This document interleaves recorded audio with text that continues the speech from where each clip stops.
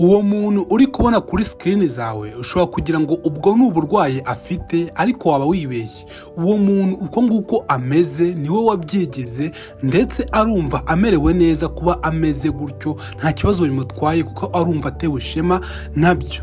Muri ino video tugiye kurebera hamwe bamwe mu bantu bagiye bihindura nk'inyamaswa kandi barahoze ari abantu bazima.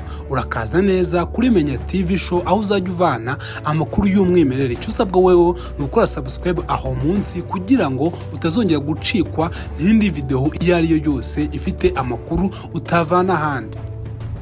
Uyu mugabo dutangiriyeho bamwita Tom Leopard, ngo gusa abenshi bamuzi ku izina rya Leopard. Uyu nawe ni umwe mu bantu bafashe amafaranga yabo atagira ingano kugira ngo bajye kwihindurisha bimwe mu bice byabo by'umubiri, ndetse banishushanyeho ngo base nk'inyamaswa bakunda.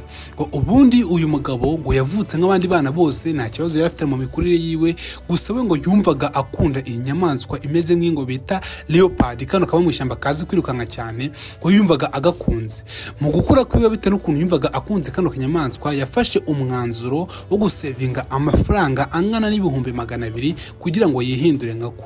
Akimara kuzuza amafaranga ibihumbi 200 by'amadolari, asaga hafi miliyoni 400 z'amanyarwanda, ngo yagiye kuba bishinzwe bamubaga ibice by'umubiri wiwe, ndetse banamutera tatuwaje ku mubiri wose kugira ngo ase nk'inyamaswa imeze nk'ingwe yirukanka mu ishyamba.